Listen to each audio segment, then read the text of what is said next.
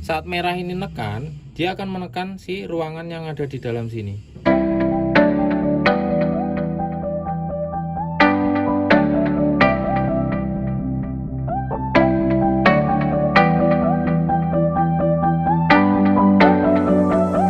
Assalamualaikum teman-teman. Untuk sharing kali ini saya akan menjelaskan fungsi dan cara kerja dari sebuah komponen yang dinamakan dengan injektor grease. Fungsinya seperti apa? Di alat berat ada sebuah sistem di mana pelumasan, untuk pelumasannya pin ini dilakukan secara otomatis. Untuk pengaturannya itu ada pompa, controller, dan yang terakhir komponen utamanya adalah injektor grease. Ada dua tipe, satu injektor grease, tipe injektor, dan yang kedua adalah tipe divider. Divider itu yang kotak, ya kan?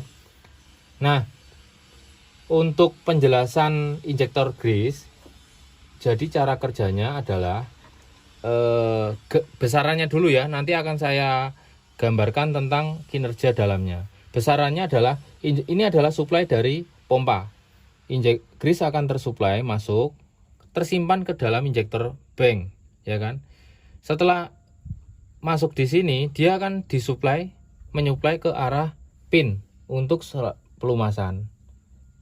Sedangkan pelumasannya itu nanti diatur oleh controller, mau berapa menit, mau berapa detik, si grease ini akan melumasi pin atau komponen yang bersinggungan. Jadi kerjanya tidak terus-terusan disuplai oleh grease ya, tapi kita bisa atur, bisa setting mau berapa lama. Oke, jadi balik lagi, fungsinya ini saat bekerja, pressure bekerja, grease akan tersuplai. Ini adalah bisa digunakan jika mau nge-greasing manual, karena jalur nipple ini dan nipple ini terhubung. Jadi tinggal grease manual, dia akan langsung masuk ke dalam pin ya, untuk pelumasan. Oke, itu prinsip kerjanya.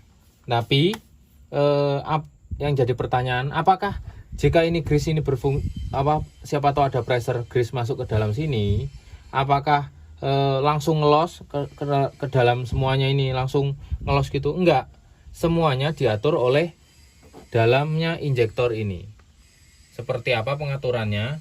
Itu jadi kasarannya adalah di sini ada space, di dalam sini ini ada space, ada ruangan, diatur oleh adjustment ini. Jadi kalau teman-teman pengen dalam pelumasan pinnya itu lebih banyak, maka tinggal dikendorin lock nutnya ini, 17 ini kendorin, terus ini dikendorin ya, karena dikendorin itu akan memperlebar stroke yang ada di sini. Mainnya si piston ini akan mainnya lebih panjang. Selama piston ini panjang mainnya, maka dia grease-nya yang disuplai akan lebih besar. Oke, wes clear ya. Kalau sudah sesuai dengan keperluan, maka kembalikan lagi, jangan lupa lock nutnya ini dikunci. Sudah adjustmentnya seperti itu. Oke, kalau sudah sampai fungsi adjustment, sekarang siapa tahu ini ternyata di sini nih sudah paham nih, udah pelumasannya di adjustmentnya sudah mentok, tapi di sini masih kering. Jadi teman-teman, ini siapa tahu masih sedikit lah, tinggal di outputnya hose ini langsung di jumper ke dalam sini. Jadi grease ini tersuplai oleh dua ruangan, jadi volumenya 2 kali lipat, sehingga tujuannya apa? Ke pelumasan pin akan lebih besar tersuplai. Tapi jika satu aja cukup, maka tidak perlu menggunakan 2 injektor.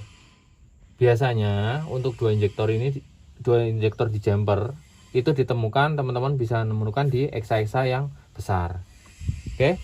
Dan yang terakhir adalah tentang sistem kerja di dalam injektor sendiri. Di sini saya akan coba jelasin lewat video, karena memang videonya ini private ya, jadinya akan saya tunjukkan lewat ini aja, handphone aja, biar teman-teman paham tentang fungsi dari grease sendiri.